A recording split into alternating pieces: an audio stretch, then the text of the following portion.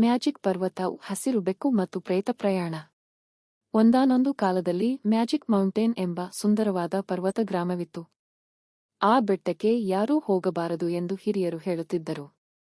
ಕಾರಣ, ಮಾಂತ್ರಿಕ ಹಸಿರು ಬೆಕ್ಕು ಅಲ್ಲಿ ವಾಸಿಸುತ್ತದೆ ಎಂದು ಹೇಳಲಾಗಿದೆ. ಒಂದು ದಿನ ನಮ್ಮ ಕುತಂತ್ರದ ಹುಡುಗ ಕುಟ್ಟಿ ಬಾಬು ತನ್ನ ಸ್ನೇಹಿತರಾದ ಪಾಪಿ ಮತ್ತು ಮಿನಿ ಜೊತೆಗೆ ಮ್ಯಾಜಿಕ್ ಮೌಂಟೇನ್ಗೆ ಹೋಗಲು ನಿರ್ಧರಿಸುತ್ತಾನೆ. ಕಾರಣ, ಅಲ್ಲಿ ದೆವ್ವ ಪನಿಯಾಣ ತಿಂದಿದೆ ಎಂಬ ಮಾತು ಕೇಳಿಬರುತ್ತಿದೆ. ಪ್ರೇತವು ಪನಿಯಾಣಗಳನ್ನು ತಿನ್ನುತ್ತದೆ. ಗಸಗಸೆ ನಗುತ್ತಾನೆ. ನಾವೇ ಹೋಗಿ ನೋಡೋಣ. ಬಾಬು ಉತ್ಸುಕನಾಗುತ್ತಾನೆ. ಮೂವರು ಬೆಟ್ಟ ಹತ್ತುತ್ತಾರೆ. ದಾರಿಯಲ್ಲಿ ಅವರು ಭೇಟಿಯಾಗುತ್ತಾರೆ.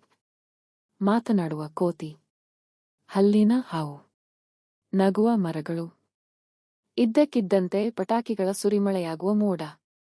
ಅಂತಿಮವಾಗಿ ಅವರು ಹಸಿರು ಬೆಕ್ಕನ್ನು ಭೇಟಿಯಾಗುತ್ತಾರೆ. ಬೆಕ್ಕು ಮಾತನಾಡಬಲ್ಲದು. ಅವಳ ಹೆಸರು ಮಿಯಾವ್, ಮಾಂತ್ರಿಕ ಬೆಕ್ಕು. ಅವಳು ಸ್ನೇಹಿತೆ.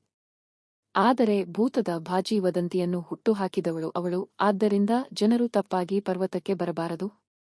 ಬದಲಾಗಿ ಬೆಕ್ಕು ಅವರಿಗೆ ಬಾಳೆಹಣ್ಣಿನ ಬಜಿ ಮತ್ತು ಹೂವುಗಳ ಕತೆ ಪುಸ್ತಕವನ್ನು ನೀಡುತ್ತದೆ. ಅವರು ಮನೆಗೆ ಹಿಂದಿರುಗಿದಾಗ ಬಾಬು ಹೇಳುತ್ತಾರೆ, ಮಾಯಾ ಪರ್ವತವು ಭಯಾನಕವಲ್ಲ, ಇದು ಪವಾಡ.